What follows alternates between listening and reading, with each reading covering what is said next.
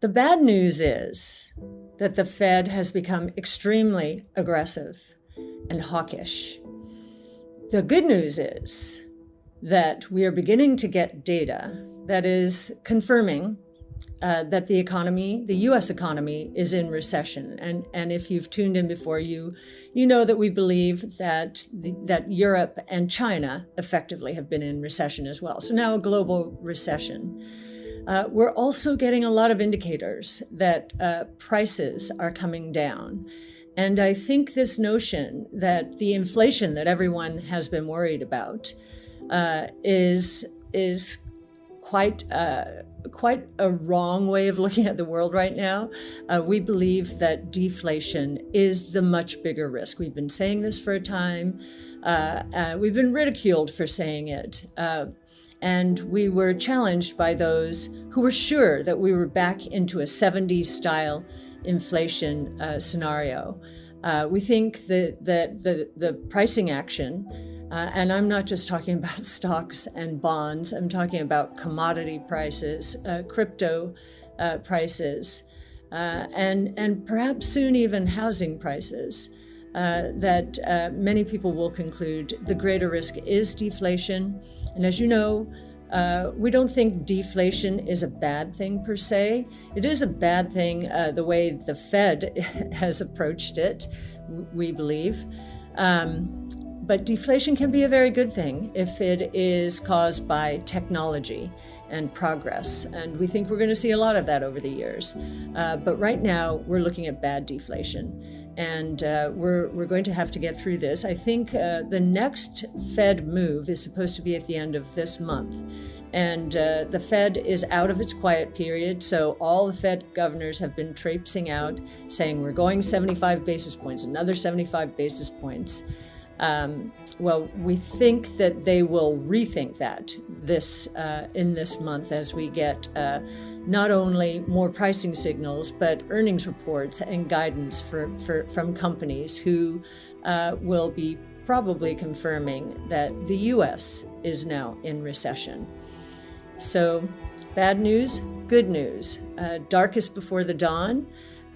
We called this segment Finding Growth. We think growth is going to be scarce this year. And as you know, innovation is all about growth. Innovation is also about solving problems. We have a lot of problems now. A recession is going to be providing another set of problems. So crypto had its worst quarter since 2011. And it's a much more mature market than it was back then with the boom bust. So that's saying something. The S&P down 20% year to date, NASDAQ down roughly 30%. So the stock market has not seen a worse year to date since 1962. And that was when the Cuban Missile Crisis took place. And then what happened after that is we ended up in the Great Society, guns and butter, and inflation took off. But first, the stock market was a barn burner. It was very hot from 62 to 66. When it comes to bonds, this has been the worst year-to-date performance in bonds in anyone's lifetime. And by some measures, you have to piecemeal the bonds, but to try and get the record, the worst since 1788. That's more than 250 years ago. So, or almost 250 years ago. So it's been a very, very rough market for investors. We think there is light at the end of the tunnel. The light is that the Fed is getting a lot of signals that will ultimately end up in the lagging indicators called the PPI and the CPI. They're getting a lot of indicators, and I think a lot of companies are going to be telegraphing in their earnings reports this next month that we are in recession. And I do believe the Fed will do a double take.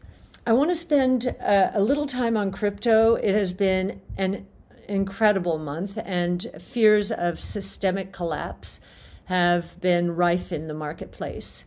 So we've seen Bitcoin, it peaked way back in November at 69,000, and it is now at 19,500. It is still higher than its pre-COVID 7 to 10,000 range. And it is just about at its 2017 high. So this could be some support. It's also at, it is below its 200-week moving average, which is at 22,500. So there is some concern that that is the new resistance. Now, as we've seen the last month play out, talk about a reach for yield. Crypto personified that. DeFi personified that. And we knew that the Luna Terra experiment with algorithmic stablecoins was not going to work. It was backed by nothing. And I remember we did a podcast with Do Kwon. It's still on our site. And I remember listening to it twice because I couldn't understand what he was doing or saying. I am an economist by background, and so I really do try and noodle through these things. And I just didn't think that was going to work. And it failed in spectacular fashion in May. And has taken Celsius down with it, Voyager Digital, 3 Arrows Capital, BlockFi almost. It was very interesting to see BlockFi's last funding round at $3 billion. This is a lending platform. And tried to do another round recently at $1 billion. He couldn't get it done. And today it seems that FTX is going to buy it out, or it has the option to buy the equity for $240 million. A rumor this week had it at $25 million, so much better than that, but much worse, less than a tenth of its last round. And it's not just happening in crypto. Klarna just announced, I believe, that its last round was in the $45 billion range. This is a Fintech company, and it is doing around now at $6.5 billion.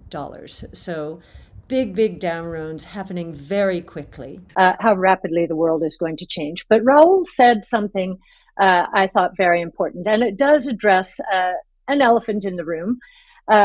We know that innovation in the equity markets, the public equity markets, not the private equity markets, has been ravaged in the last year. It's about a year that it has been ravaged. And Raul mentioned that when there is a change in expectations, and last year, as we were getting our vaccinations, the thought that the economy would open up and interest rates would go up, inflation would go up, but would be tamed. During the year, there was a change. The supply chain issues did not go away. And so this fear about what inflation and interest rates are going to do has gripped the market. First, it gripped the innovation space almost exclusively in a puzzling way. Now it seems to be affecting the market a little more broadly. But I will say now that the 2-year Treasury and the market itself has priced in at least 4 interest rate hikes, that this possibility is priced in the equity markets too, increasingly.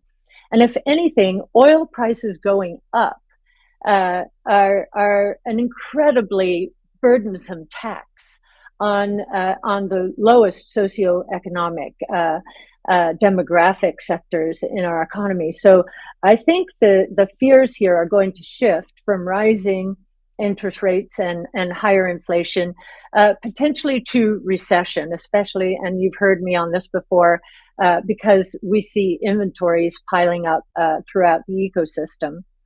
So innovation stocks in the public equity markets are down, I'm going to say broadly, 50 to 75% in the last year. That's it for today, guys. If you found this video useful, then don't forget to like the video and share this knowledge with your friends and family. And don't forget to check out the full video, link is in the description. Thank you.